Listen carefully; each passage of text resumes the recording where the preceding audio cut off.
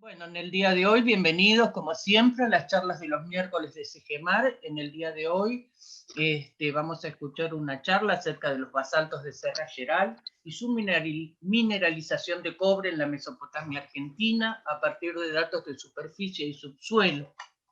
Su comparación a nivel regional con los distritos del sur de Brasil. La que hará la exposición es la doctora Silvia Lagorio, pero es en coautoría con el doctor Carlos Herman, Susana Segal, Abel Pese y Guillermo Cosi. En este trabajo se va a exponer el avance en la investigación sobre la presencia de cobre nativo en los basaltos que afloran en Mesopotamia argentina, pertenecientes a la región sur de la provincia magmática Paraná. Hasta el momento, las evidencias de un origen epigenético son solo de alcance limitado, por lo que la mineralización es esencialmente hipogénica. En cambio, en los distritos del sur de Brasil, la mineralización es netamente epigenética, como consecuencia de la acción de soluciones hidrotermales relacionadas con el acuífero guaraní. La doctora Lagorio es egresada de la Facultad de Ciencias Exactas y Naturales de la Universidad de Buenos Aires, en donde se doctoró en el año 2003. Su trabajo de tesis consistió en el estudio del vulcanismo alcalino cretácico de la Sierra Chica de Córdoba y su vínculo con las efusiones toleíticas coetáneas de Serra Geral. Fue docente en la Cátedra de Mineralogía del Departamento de Ciencias Geológicas hasta 2006, año en el cual se incorporó al SEGEMAR a la Dirección de Geología Regional. Ha participado en diversos proyectos de investigación sobre magmatismo, abordando la mineralogía, petrología y geoquímica de rocas ígneas, particularmente de las rocas volcánicas mesozoicas vinculadas a procesos extensionales que determinaron el desmembramiento de Gondwana. Es coautora de numerosos trabajos científicos publicados en revistas y actas de congresos nacionales como internacionales. En el SEGEMAR participa en la elaboración de la soja Castra y Sierra del Medio, es jefa de proyecto de las sojas geológicas Balcarce, Mar del Plata y Monte Caseros, e integra proyectos de investigación sobre el magmatismo paleozoico y mesozoico de Patagonia y del noroeste de Argentina, con énfasis en las mineralizaciones asociadas. Ha realizado estudios en los basaltos de Serra Geral con investigadores de las universidades de Trieste, Padova y Río Grande do Sul. Muy bien. Como siempre, ustedes saben, les pido a todos que apaguen micrófonos y cámaras y al final de la charla podremos hacerles preguntas y consultas a Silvia a través del chat o preguntas en un micrófono abierto. Bueno, Silvia, adelante y mucha suerte con la exposición que seguramente será muy interesante. Buenos días. Bueno, muchas gracias, Graciela. Espero que la red ande bien. Bueno, el trabajo que voy a exponer formó parte de un proyecto interdisciplinario del SEGEMAR en cuanto a involucró la participación de investigadores y profesionales de distintos institutos, distintas direcciones y distintas áreas de trabajo. En particular, este proyecto lo inició y lo dirigió Carlos Herman, trabajó inmediatamente con Susana Segal, y un tiempito después me convocaron. Ellos son de la Dirección de Recursos Minerales, o eran, porque actualmente ya no están en el SEGEMAR. Me invitaron a participar, yo perteneciendo a Geología Regional, y luego se sumó Abel Pese, cuya participación fue fundamental porque proporcionó todo el material de las perforaciones, el material del subsuelo, también fue fundamental la colaboración permanente de Guillermo Cosi, que forma parte del INTEMIN, o sea, de otro instituto del SEGEMAR, y en donde realizamos todos los análisis de rayos X y practicamos todos los estudios mineralógicos que permitieron mejorar y avanzar en el proyecto.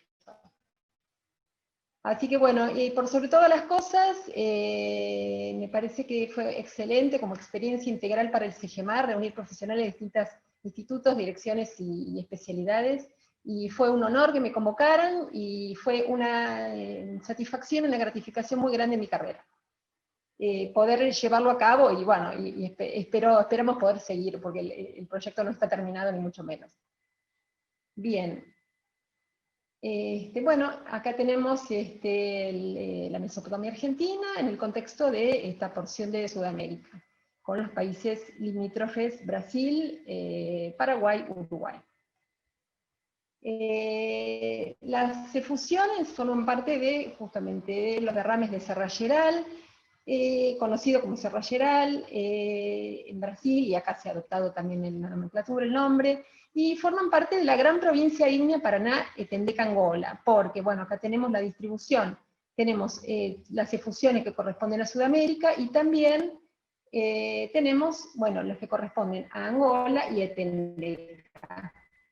Estas fundamentales, las más importantes volumétricamente obviamente son las de Sudamérica, pero las tres conforman la gran provincia ígnea. Acá tenemos el escenario para aproximadamente 130 135 millones de años, porque estos basaltos se erupcionaron cuando todavía el océano no estaba abierto, o sea, formaban parte de Gondwana, y bueno, entonces este era el escenario para ese momento. Además, tengo unos cartelitos acá. Acá también vemos en triangulitos negros efusiones alcalinas periféricas asociadas. Eso es un rasgo bastante característico de esta provincia y de varias provincias, de las grandes provincias ígneas del planeta. Acá nuevamente tenemos el escenario de las efusiones. Esta es la provincia de Paraná, bueno, Paraná que estamos con Angola y Etendeca, dentro de este contexto de Gondwana, donde vemos que están las efusiones de Karoo y de Grupo Ferrar, de 180 millones de años. Estas son más jóvenes que las de Ferrar-Karoo. Nuevamente, los triangulitos denotan las efusiones alcalinas periféricas a estas grandes provincias, particularmente la de Paraná. Acá nuevamente, esto es el mapa de Sudamérica con los derrames de Paraná, que constituye en definitiva ya, esto sería en la provincia magmática Paraná, y todas las efusiones, que son coetáneas o un poco más jóvenes. Acá están en circulitos negros las coetáneas, y en circulitos blancos, en blanco las coetáneas, y en negro las del Cretácico tardío, que son posteriores. Nuevamente el contexto en el Cretácico temprano, cuando se produce la gran efusión, y tenemos acá la gran efusión, y acá un sistema de rifts importante, el rift central y el sistema occidental, dos grandes sistemas fundamentales para el Cretácico temprano. Nuevamente acá el mapa de la provincia magmática Paraná, donde vemos que tenemos, acá ya podemos, están discriminadas los basaltos en rojo, y en amarillo efusiones ácidas, riolíticas, dacíticas, que se asocian, y que afloran en Brasil, no están aflorando en el territorio argentino. Y después en rayado, en rosado rayado, tenemos todo lo que es posterior, más joven, y bueno, de todas maneras acá no está indicado, pero las efusiones siguen en el subsuelo de la llanura chacoparanense, obviamente, continúan, tienen un gran volumen también en el subsuelo. Acá nuevamente el esquema de la provincia magmática Paraná, y bueno, los trabajos se focalizaron en muestreos de superficie, en las zonas de emisiones, particularmente en las zonas en el norte, en una transecta que se hizo de Bernardo de Irigoyen en El Dorado, y después en la parte sur, ya cerca del límite con Corrientes, en la zona de Posadas, Corpus, San Ignacio, Santa Ana. Luego se trabajó en Corrientes, en la parte de basaltos que afloran, que son los que están marcados acá en rojito, en este sector particularmente, que hay varias canteras: Montecasero, Libertad, Cursucuatiá, Paso Ledesma, Jofré y Paso de los Libres. Y luego se contó con el material de subsuelo, de las perforaciones en Entre Ríos de Villaguay, de Cursucuatiá en Corrientes, y de Cerro Azul en Misiones. Estas son vistas de los afloramientos, que bueno, son de metros, de pocos metros a varias decenas de metros de potencia. Realmente, bueno, además, como bueno, no comenté antes, pero cubren un área muy grande en todo el contexto de Sudamérica. Se afloran en el sur de Brasil, el noreste de Argentina, Uruguay, el este de Paraguay, y bueno, en nuestro territorio también en el subsuelo, en lo que sería la llanura chacoparanense, y en la parte de Entre Ríos, fundamentalmente, que están en subsuelo.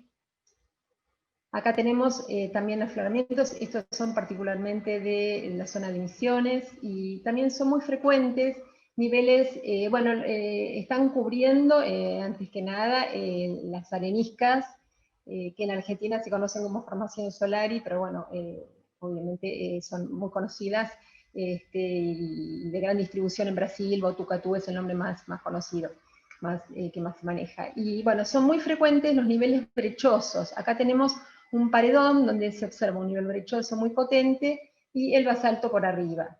Fueron interpretados como niveles peperíticos, o sea, brechas peperíticas, donde la lava penetra en sedimentos húmedos inconsolidados, entonces se genera esta textura brechosa, muy característica. De todos modos, hay toda una línea de trabajo que lleva a cabo el profesor Hartmann en Brasil, que bueno, han revisto todo el sistema y definen todo un volcanismo explosivo, con muchas expresiones hidrotermales, o sea, un sistema geotermal de gran alcance, gran dimensión, donde hay explosiones, fluidización de arenas, y bueno, en muchos casos, justamente, las brechas que se encuentran por arriba del basalto ya no pueden ser consideradas peperíticas y son asignadas a ese otro origen. De todos modos, para él relativiza la presencia de peperitas, y en general considera que todo es son brechas hidrotermales, producto de las grandes efusiones. Perdón, porque está el perrito acá, de las grandes efusiones que tienen que ver con este gran sistema geotermal instalado en el Cretácico temprano. Y acá tenemos unas imágenes de las amatistas, de las geodas con amatistas muy características, como la estación de la zona de Wanda, y que hay en numerosas localidades de Uruguay y del sur de Brasil. Y todos ellos, el grupo de trabajo de Hartmann es realmente de excelencia. Tuve la suerte, la fortuna de hacer un curso de campo con ellos, y bueno, han reformulado un poco todo, ¿no? Todo desde el punto de vista de este gran sistema geotermal, de las soluciones hidrotermales, el acuífero en movimiento, y bueno, realmente acá en Argentina todavía hay mucho para ver y redefinir. Estas son vistas de las rocas en el microscopio, en donde, bueno, tenemos las texturas de las rocas, van desde afíricas hasta fuertemente porfíricas, pero si bien las que más dominan son afíricas y microporfíricas. Los fenocristales en general tienen porcentajes bajos, no exceden el 5 o el 7%. Bueno, los fenocristales son de plagioclasa. Estas rocas de naturaleza toleítica, que después veremos, se caracteriza por presentar dos piroxenos, augita y pigionita. La pigionita es esta que se ve aquí, tiene una forma bastante característica, son cristales bastante alargados, casi aciculares, con alto relieve, obviamente, y bueno, olivina, que en general aparece alterada. Acá vemos los típicos productos verdes de hojita de olivina, y luego los minerales opacos, por supuesto, magnetita y ilmenita. Esos serían los minerales principales. Tenemos zapatita como accesorio, puede haber rutilo, y puede haber también presencia de vidrio, que es bastante en realidad frecuente, que hace que las rocas tengan texturas intercertales con productos de alteración de estos típicos verdosos. Acá vemos celadonitas, esmectitas, acá tenemos una muy claramente, y bien. Y luego lo que puede también haber son pequeños intercrecimientos cuarzo feldespáticos intersticiales, como se ve en este caso, que también son bastante frecuentes. En muchos casos los minerales opacos, perdón, tengo a mi madre que no ha tomado conciencia que estamos. Los minerales opacos suelen tener textura ofítica, englobando plagioclastas de la pasta, de la mesostasis. Esto es bastante frecuente. Y tiene que ver con una cristalización tardía de los minerales opacos, que es característico de las series tolíticas, como veremos más adelante. Ay, esto... No sé si esto está funcionando.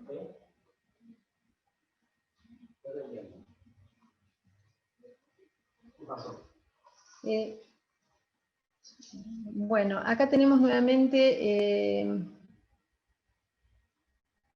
sé si esto está funcionando. Acá tenemos nuevamente fotos tomadas al microscopio petrográfico, donde vemos minerales de alteración. Acá tenemos opacos y acá celadonitas, esmectitas. Acá también tenemos una olivina bien alterada.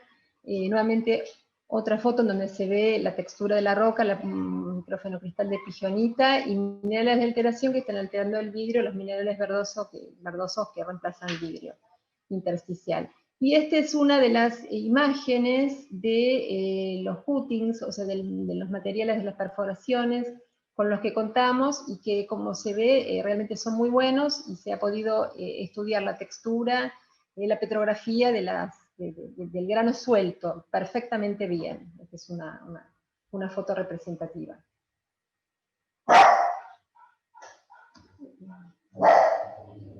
Bien, este es el mapa de los basaltos, donde vemos los basaltos de Serra Llerena en la cuenca de Paraná, esquematizados, y hay una discriminación desde el punto de vista geoquímico importante que se ha generalizado, que es de acuerdo al titanio, que las rocas pueden ser alto titanio o de bajo titanio, de acuerdo a la clasificación de Bellieni y colaboradores del 84, que es un clásico este trabajo. Se ha visto que en general en todo el contexto de la cuenca, el sector norte, que está delimitado por dos grandes lineamientos, uno de ellos es el del río Uruguay y otro es el del río Piquiri. Estos dos son dos grandes lineamientos que han servido para definir las tres porciones de la cuenca de Paraná: norte, centro, sur. En la región norte están dominando los basaltos de alto titanio, eso es muy característico. En la región sur, en cambio, dominan los de bajo titanio. Y en la región central coexisten ambos, digamos, no hay una tendencia bien definida. Luego se ha propuesto también respecto al titanio una discriminación teniendo en cuenta algunos cocientes, por ejemplo, titanio itrio, titanio circonio itrio y el contenido de estroncio. De tal manera que han surgido distintos litotipos que se discriminan para el sector norte respecto de los del sector sur, que son Pitanga, Paranapanema, Ribeira. Acá tenemos Pitanga, Paranapanema, son de alto titanio del sector norte, Ribeira es de bajo titanio del sector norte también, y después tenemos los litotipos Urubici, Gramado y Esmeralda, siendo Urubici el de alto titanio de la región sur, y Gramado y Esmeralda los típicos basaltos de bajo titanio del sector sur de la provincia magmática Paraná.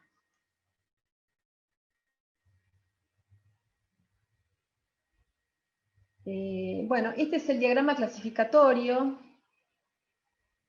Acá tenemos, este es el R1, R2 de Laroche, que es muy claro para discriminar suites en cuanto a lo que es alcalino, a lo que es subalcalino. Acá tenemos todas las muestras en conjunto, ubicadas en el sector de lo que serían los basaltos toleíticos, y una suite toleítica con andesitas basálticas, andesitas basálticas, latibasaltos y andesitas.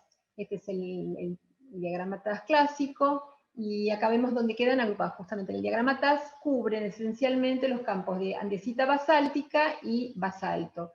Acá tenemos las muestras discriminadas para misiones, y estas serían las correspondientes a Corrientes. En este caso tenemos acá, vamos a mostrar las tendencias obtenidas para las muestras que tienen naturaleza, bueno, no está mostrado el gráfico, pero tienen naturaleza subalcalina y particularmente toleítica.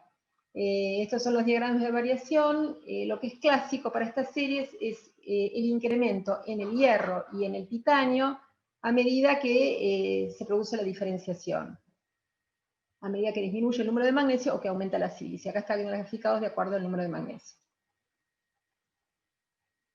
Bueno, se ha hecho modelización de las muestras y se llegó a través del programa MELS de Giorgio Isaac, y bueno, quedó claro que las muestras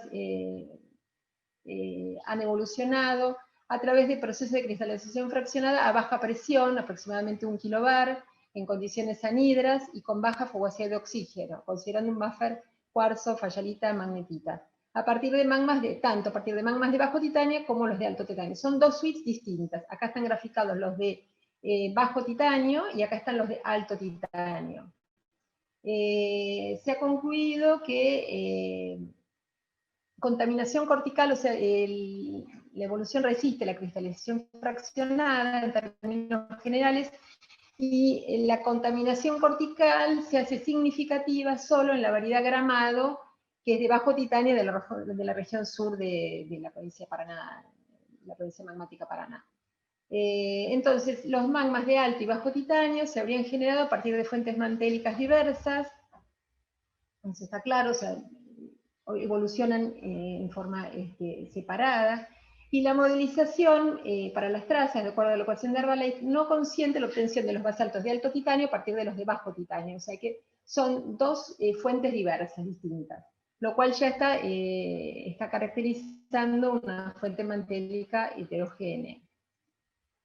Acá tenemos los diagramas Spider, donde se ven los diagramas se ven los basaltos de alto titanio y los de bajo titanio.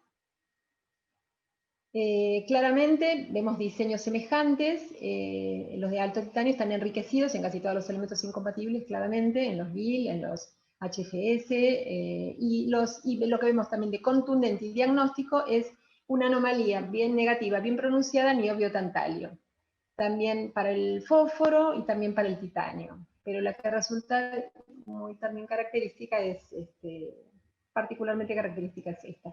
Bueno, acá tenemos los demás diagramas, acá están discriminados de acuerdo al litotipo según el titanio y a la región que nos concierne. Lo que corresponde lo he pasado por alto, lo que corresponde a Misiones forma parte en general de la parte central de la región de Paraná.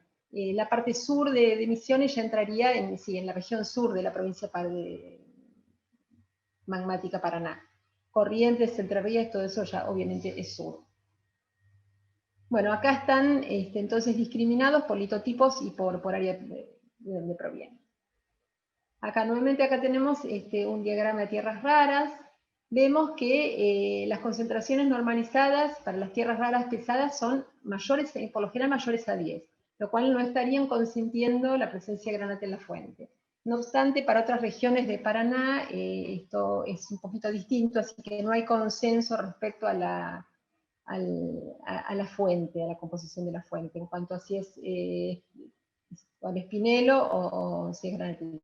O sea, eso es motivo todavía de distintas opiniones. Y acá tenemos el diagrama isotópico, donde están obviamente estos ya con muestras de otros autores, con los datos obtenidos. Tenemos el campo de los basaltos de bajo titanio, en rosado, y los de alto titanio, en fucsia.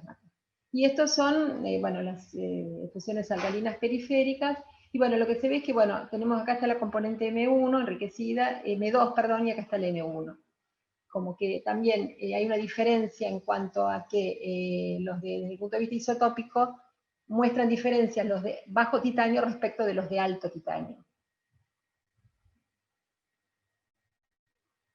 Bueno, haciendo una breve reseña de lo que se extrae, esto es una pequeña síntesis un poco apurada, porque no es el objetivo esencial de la exposición, de lo que estoy transmitiendo. Los datos geoquímicos, particularmente esa anomalía de niobio tantalio que presentan las rocas de Paraná, estarían relacionadas no con procesos de contaminación cortical, sino con antiguos procesos de subducción que tuvieron que ver el evento transamazoniano y brasiliano, que habrían metasomatizado el manto, como esto lo señalaron ya algunos otros autores, y generando mezclas en la fuente.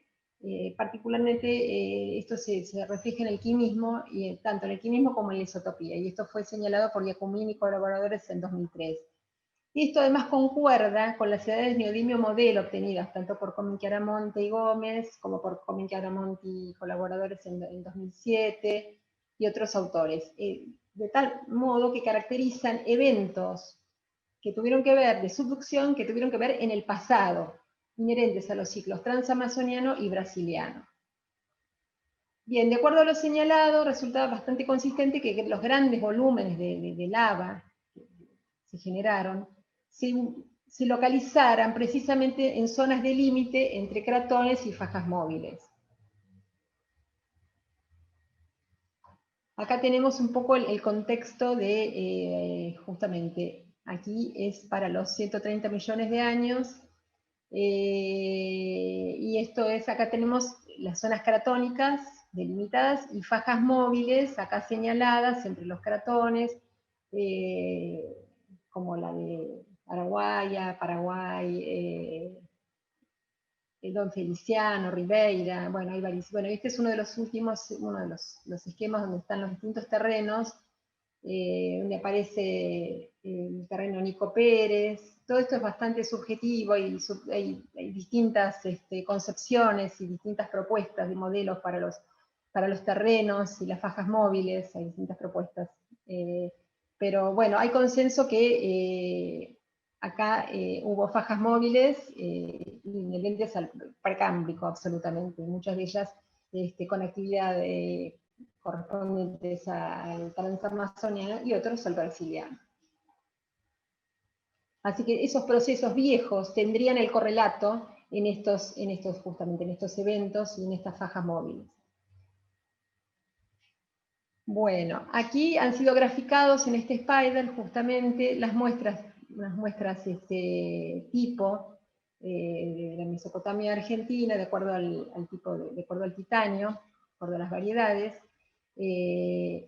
en comparación con la composición de Tristán da Cunha, que sería la fuente de calor y como la componente esencial y que tradicionalmente se invocó para imaginar la génesis de los basaltos de Paraná. Y acá tenemos la composición del morbo, claramente empobrecido.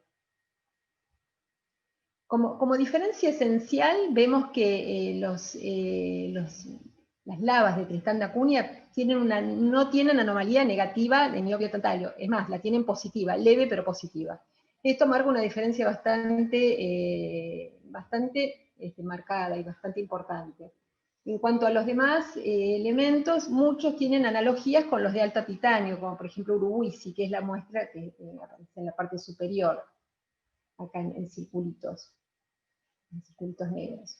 Entonces, está claro que no hay componente en estas lavas, en estos basaltos, de la denominada pluma Tristán da Cunha. Vemos que el quimismo es diferente. Mientras que uno es alcalino y tiene esta anomalía diagnóstica, los otros, bueno, son toleíticos, claramente subalcalinos, y tienen esta anomalía contundente.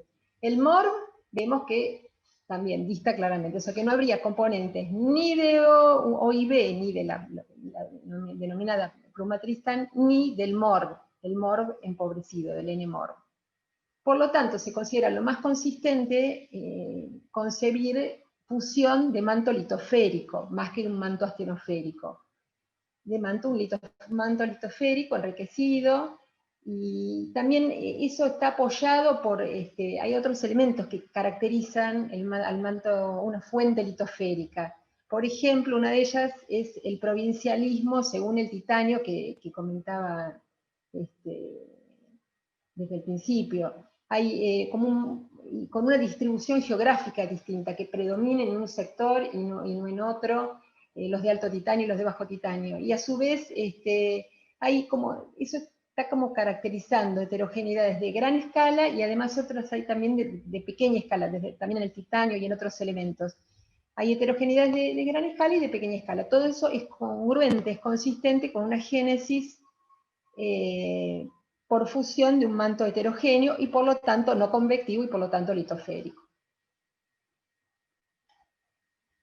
Esto es el esquema para los 130 millones de años en cuanto al tema del calor, y acá en distintos colores, en rojo, en los colores rojo, amarillo, en los colores de este tipo, los cálidos, graficamos claramente la gran anomalía térmica que se produce.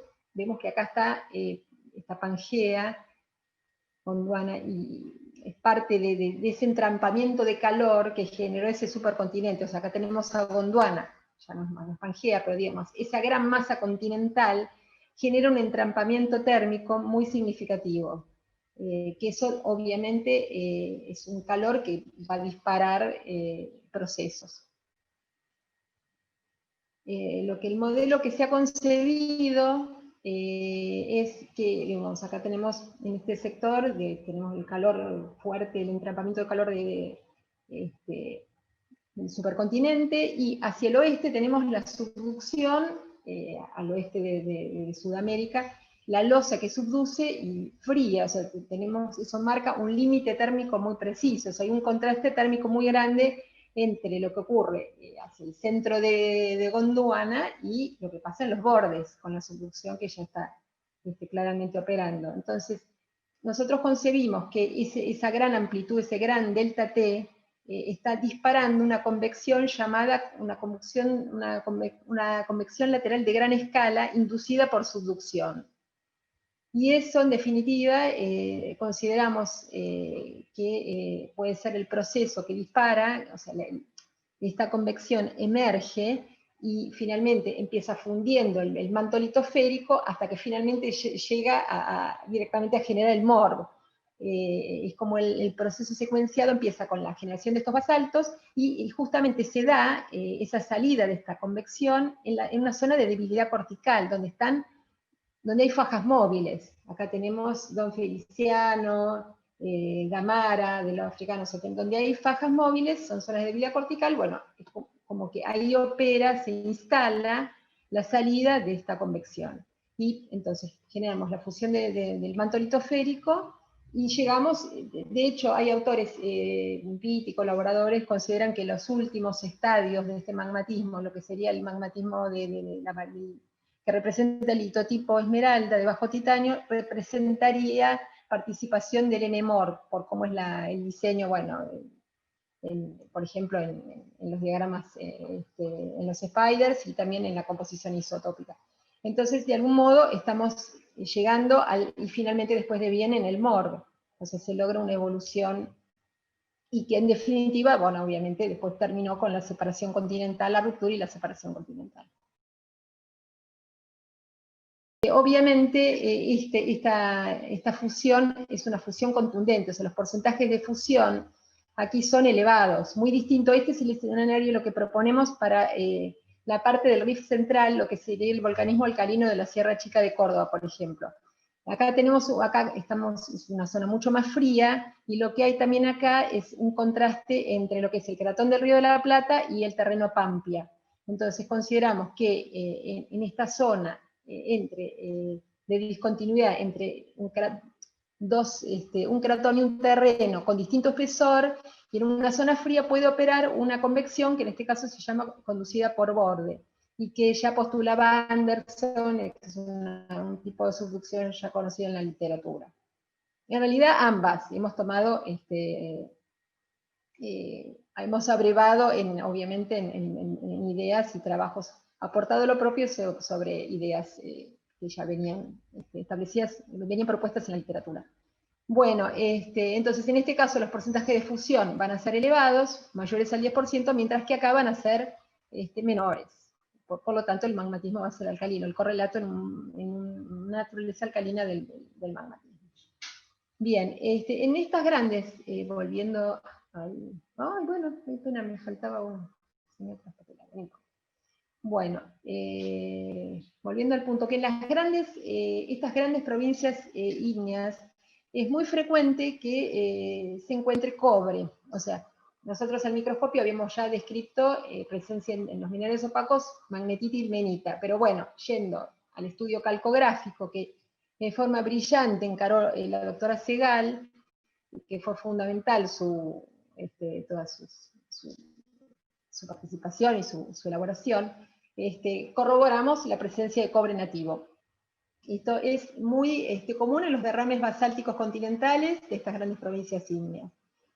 Y eso tiene que ver justamente, como decía, con los elevados porcentajes de fusión. Esos elevados porcentajes permiten extraer el cobre del manto e incorporarlo en los magmas. Justamente es un elemento compatible, no incompatible. Así que, bueno, para extraerlo tenemos que fundir más. Esa es la razón sencilla.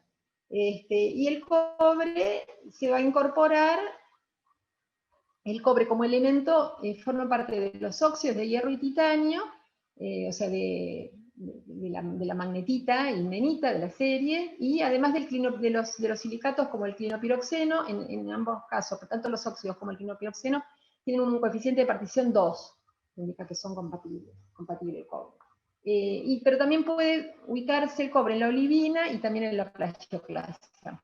En el caso de los óxidos y el piroxeno, el cobre 2+ reemplaza al hierro 2+. En el caso de la plagioclasa, es un cobre 1+ que reemplaza el sodio. Queda ahí alojado. Luego, lo que resulta fundamental en todos estos derrames continentales o flood basalts, como también se conocen, es que se genera una alteración subaérea, con todas las reacciones subsólidas que se forman y que tienen lugar en ese contexto.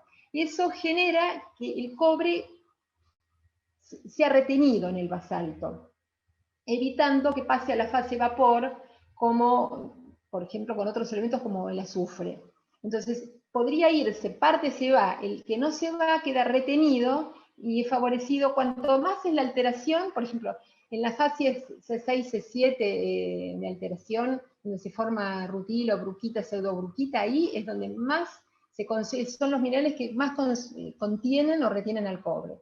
Pero bueno, ese estado tan avanzado de alteración no es lo más frecuente, no es el caso de los de Paraná. Y bueno, de todos modos entonces, queda retenido, pero finalmente la alteración de esos óxidos que retuvieron al cobre, con una alteración, con soluciones circulando, bueno, finalmente van a poner en solución el cobre y el cobre va a fluir, va a ser transportado y depositado, y formará entonces así el cobre nativo. Una cosa es el elemento cobre y otra cosa es ya el cobre nativo, bien ya cuando se deposita y queda alojado.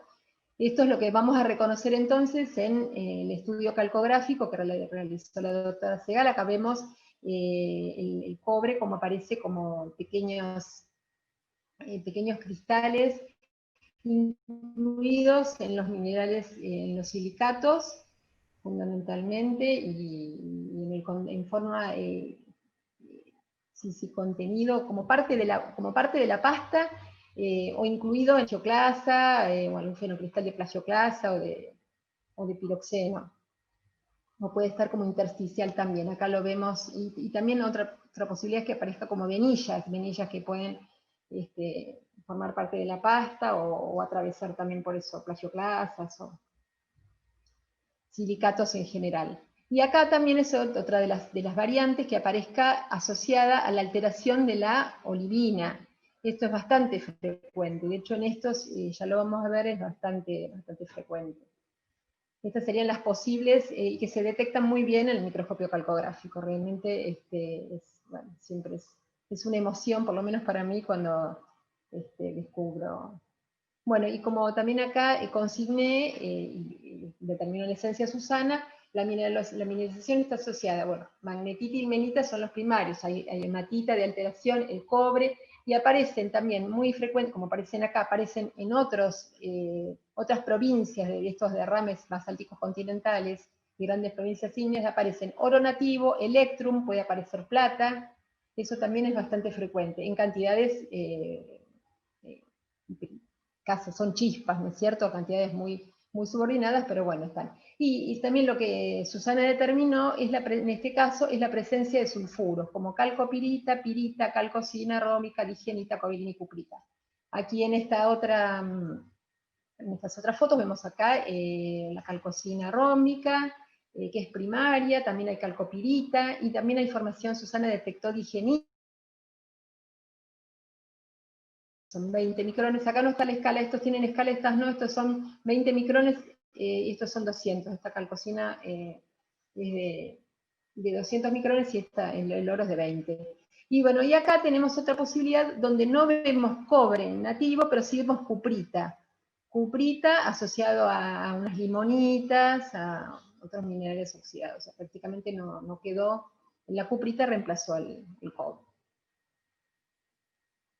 Bueno, estos son los estudios, hemos encontrado algunas muestras amigdaloides, y gracias a la gestión de Guillermo Cosi, del INTEMIN, bueno, las analizamos, hicimos rayos X y sacamos fotos, y luego, bueno, hubo que hacer microsonda. Encontramos amígdalas con zeolitas, celadonites, mequita, cuarzo, cuprita.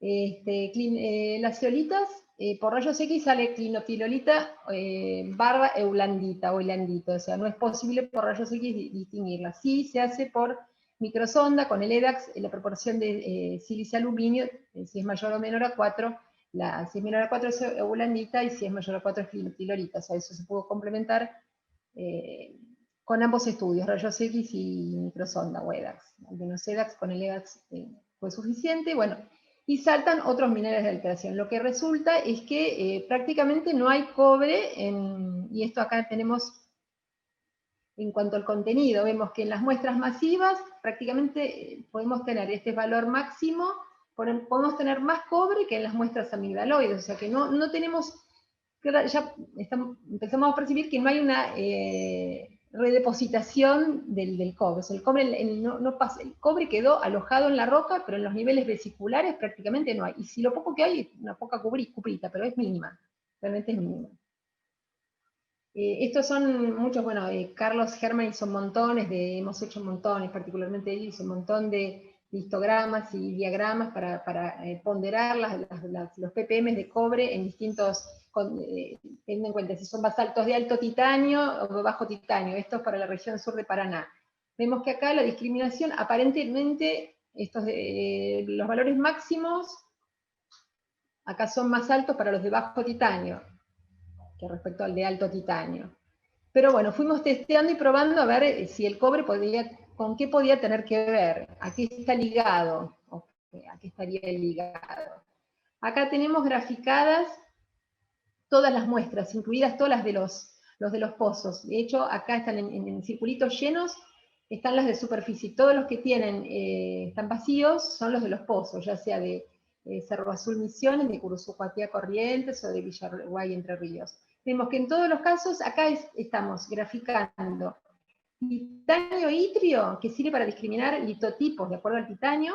Vemos, por ejemplo, alto titanio itrio puede corresponder a las variedades pitanga o urubici, que después por otro elemento se discriminarán. Pero bueno, acá lo que nos interesaba era, al graficar versus cobre, ver si había alguna diferencia, si había mayores contenidos de cobre vinculados a una variedad en particular, justamente a mayor o menor titanio. Y sin embargo vimos que tampoco esto se da, porque tenemos valores de cobre alto, pero tampoco, no llega a ser nada, no es concluyente, no está indicando claramente que el bajo titanio es más rico en cobre, no queda. Pues justamente la tendencia del histograma que vimos antes, vemos que no se condice con los contenidos que aparecen acá, mayores para estos que son de mayor titanio. Acá hemos graficado, Carlos graficó en función de los lugares, de los sitios dentro de la cuenca Paraná. Acá tenemos los valores de emisiones, estos son los de Corrientes, esto es del sur de Brasil, y esto es oeste y centro de Uruguay, y esto es este de Uruguay. Con lo cual vemos las barritas rojas son los valores máximos, amarillo promedio, verdecito mínimo. Vemos que justamente Corrientes está muy bien posicionada a nivel regional porque tiene valores máximos bastante elevados. casi 400 ppm. Y estas son discriminaciones, esto está tomado para el pozo, para la perforación de Curuzucuatiá, tratamos de ver si había variación en el contenido de cobre en profundidad. Y lo que realmente se ve es que no hay una tendencia clara, nuevamente. Acá lo hicimos para el cobre y esto también para el oro. Pero bueno, el cobre, que era nuestro desvelo, vemos que tampoco se resuelve, no es que hay una zonación en cuanto a profundidad, mayores contenidos a un determinado nivel que a otro, no. Entonces, conclusión, para lo que fuimos viendo de Mesopotamia, tanto en superficie como en subsuelo, que no se encontró una relación entre el contenido de cobre respecto a las características que mencioné, estructura de la lava, si era maciza o amigdaloide, el litotipo geoquímico de acuerdo al titanio, ubicación espacial o profundidad, no surge. Conclusión, y también lo que vimos es que la asociación de cobre nativo, vimos en algunas amígdalas, vimos escaso, más que cobre nativo, casi cuprita, asociado a esmectitas, celadonitas, zeolitas, como dije, oilandita y clinotilolita, en algunas muestras, pero en realidad esto es escaso, tiene poco desarrollo. Este proceso de solución, de disolver y redepositar ha tenido muy poco desarrollo en la Mesopotamia, por lo menos hasta ahora, y ese es el desafío. Esto ha comenzado, ¿no? Porque realmente vemos que no. Y lo que sí vemos es que la mineralización es esencialmente hipogénica, y eso está corroborado por la presencia de sulfuros, que se generan a alta temperatura. Bien, esto lleva a hacer la comparación ahora con lo que pasa en el sur de Brasil. Hay dos grandes distritos muy próximos a Misiones en particular, a nuestro territorio. Tenemos Vista Alegre, que es el clásico, y el de Realeza. Son pequeños, pero en esta área hay muchísimas manifestaciones. En Vista Alegre hay más de 85. Y bueno, acá evidentemente el cobre aparece, y aparece fundamentalmente, está asociado a las costras amigdaloides, vesiculares amigdaloides, las costras superiores de los flujos lábicos. Es muy frecuente y bueno, eso marca una diferencia que ya estamos viendo marcada. Entonces, en este caso, acá han determinado la paragénesis mineral dividida en 3 estadios, que ahora los voy a... de todos modos, siempre la mineralización sería en estos distritos epigenética, conforme de acuerdo a la acción de las soluciones hidrotermales que circularon a bajas temperaturas, serían temperaturas menores a 150 grados, y relacionadas con el acuífero guaraní. Están relacionadas, han sido vinculadas con todos estos procesos hidrotermales postvolcánicos que signan notablemente a estas rocas volcánicas de esta zona, particularmente en esta zona de Brasil. Y el enriquecimiento supergénico de cobre se da en un ambiente libre de sulfuros. No hay sulfuros reportados en esta zona, no hay para nada. Acá tenemos imágenes de este yacimiento. La mineralogía, la paragénesis del estadio 1 sería cuarzo, bueno, cobre nativo, cuprita, escasa, las esmectitas, particularmente trioctaédricas, zeolitas, que también son clinotilolita o hilandita, calcita. Después han definido un estadio 2, donde ya aparece crisocola, tenorita, aparece una esmectita dioctaédrica, y luego, bien, y luego se define el estadio 3, donde, bueno, hay calcita y malaquita, y un poquito de cuarzo. Claramente, bien. La vista acá es, estos son unos afloramientos y aparecen niveles en estrellitas rojas, están los niveles portadores de esas amígdalas con cobre nativo, y también hay unas estrellitas lilas que indican niveles con geodas, con amatistas, con pequeñas microgeodas y amatistas, que es bastante frecuente. Acá tenemos las vistas de las rocas, donde el cobre aparece en forma diseminada, con formas dendríticas, y también aparece en niveles formando como amígdalas.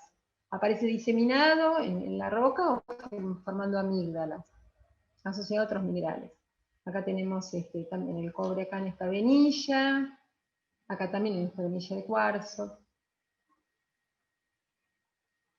Y luego pasamos a este distrito, el de Realeza, que también tiene manifestaciones, bueno, muy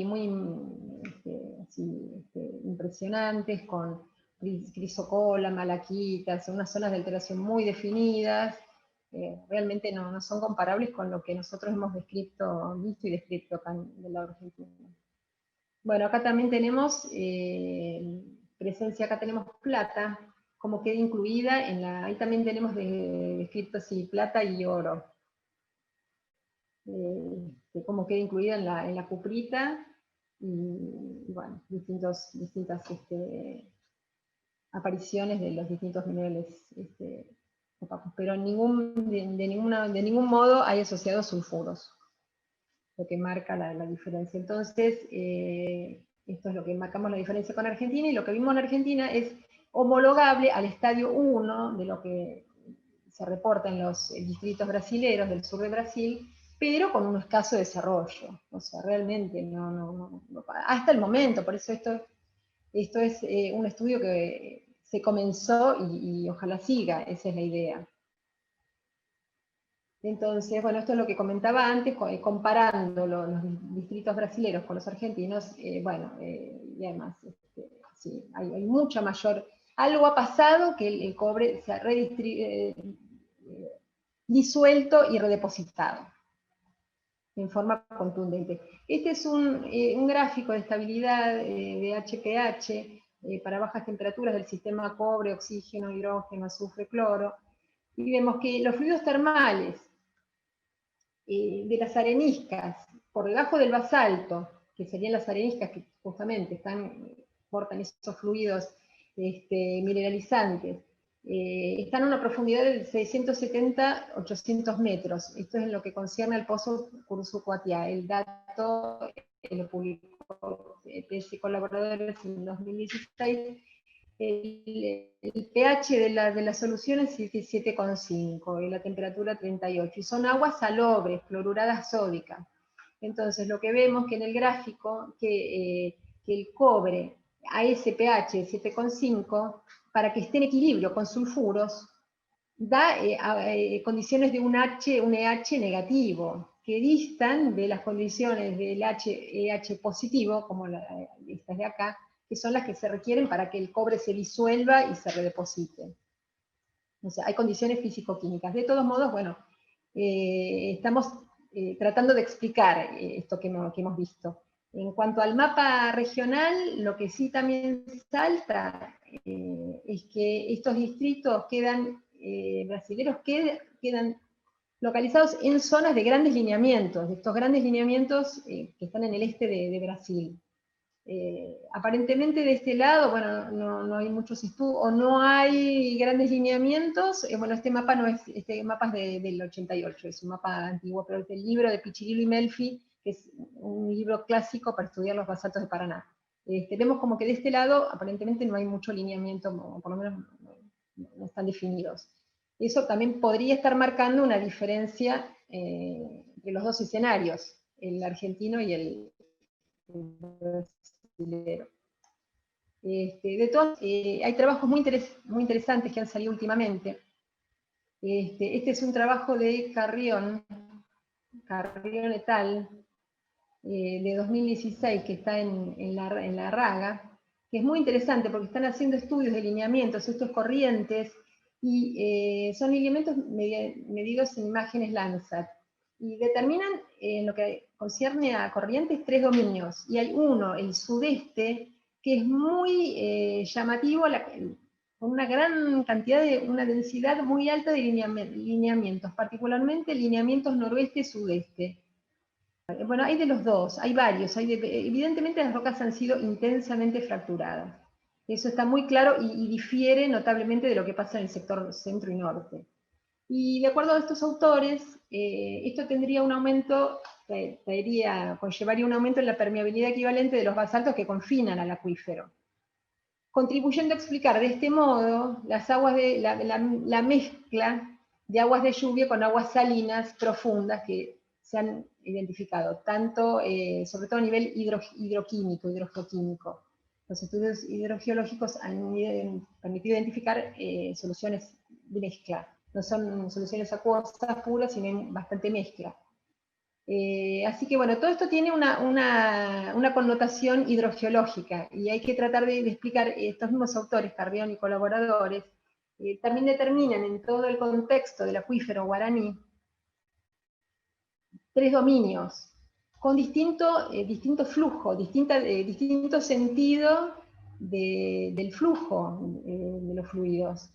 En el sector norte, acá definen que el flujo es en el sentido noroeste. En el sector central hay un patrón con sentido noreste-sudoeste. Y acá viene como compartido en el sector C. Así que habrá que, bueno, esto excede nuestro trabajo, simplemente nos va pareciendo muy interesante, y es como que surgen elementos que pueden hacer explicar lo que nosotros estamos viendo. ¿Qué es lo que pasa con el acuífero? ¿Por qué de este lado, en este sector, hay mucho menos movilización de fluidos, con el correlato de la ausencia de lo que nosotros observamos en el cobre, y que faltan minerales de alteración? ¿Por qué no hay niveles amigdaloides contundentes y con mineralización que sí se observan del otro lado? Evidentemente, esto habrá que analizarlo a la luz del análisis de qué pasa con el acuífero. Acá también del trabajo Carrión lo puse como para, acá ellos mapean, dicen una zonificación de la recarga para el acuífero guaraní, en función del espesor de los basaltos que confinan el acuífero y de la densidad de lineamientos en la zona de corrientes. Esto es para la zona de corrientes. Acá, de hecho, esta transecta, bueno, es la que está acá plasmada. Con lo cual, bueno, simplemente nos pareció muy interesante cómo se está haciendo luz sobre estos aspectos del acuífero, y bueno, la idea de la consigna es tratar de aplicar y de poder entender y justificar qué es lo que pasa con las soluciones mineralizantes, y de hecho con la génesis del cobre. ¿Qué es lo que pasa? ¿Qué es lo que justifica o determina las diferencias del lado argentino y del lado brasileño? Bueno, eso es todo. Graciela Sosa desde Alemania. ¿Puedo hacer pregunta? Sí, adelante, por favor. Ya. Hola Silvia, ¿qué tal? Muy interesante. Hola Graciela, ¿cómo te va? ¿Te de mí? Tanto tiempo. Realmente. Éramos jóvenes. Así es. Mi pregunta es en relación a la relación temporal entre la mineralización hipogénica y la epigenética. ¿Tenés idea? Mira, no tengo mucha respuesta concreta, pero sí sé que hay dataciones de esmectitas que respecto a lo epigenéticos darían hasta 100, hasta 65 millones de años. O sea, creo que los procesos contundentes empiezan 20 millones de años después de la efusión de los basaltos. Creo que lo que no dije estaba en una de las primeras filminas, es que, bueno, respecto a las edades hay distintas, 135, ahora hay una isoprona reni-osmio que es 131, bueno, tendría que buscarla. Pero bueno, de todas maneras hay consenso respecto a que la efusión fue rápida. El trabajo de Thierry Vasconcelos dice que fue menor a 1.2 millones de años. Y evidentemente todos los procesos póstumos se disparan entre 10 y 20, después de los 10 o 20 millones de años que se produjo la gran efusión. ¿Y sabes cuántos salobres son los fluidos termales? ¿Cómo, perdón? La salinidad de los fluidos. Decís que son salobres. ¿Sabés? Ese es el dato. Sí, perdón, Graciela, eso sos vos, la que yo no es mi especialidad, pero ese fue un dato puntualmente aportado por Abel para el pozo de Curuzucuatiá. Pero bueno, esto hay que, de algún modo también recién empieza, porque hay que sumar datos. No te podría, por eso veo que como que hay variaciones puntuales en la salinidad. que es lo también que un poco manifiestan estos autores que trabajaron en Corrientes, Carrión y colaboradores en 2016. Ahí sí, yo te tendría que pedir ayuda a vos, sin lugar a dudas, porque bueno, me parece que es un tema muy interesante y bueno, el cual me gustaría, pero bueno, esto es para seguir, esto recién, de algún modo recién empezó, no recién empezó, pero hay mucha tela para recordar, y estos autores dicen que del acuífero no hay tantos trabajos y que bueno,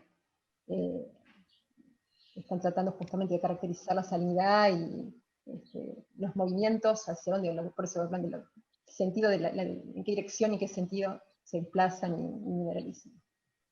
Está bien, contá con mi ayuda para las inclusiones fluidas. Excelente. Gracias y muy buena la exposición, muy interesante.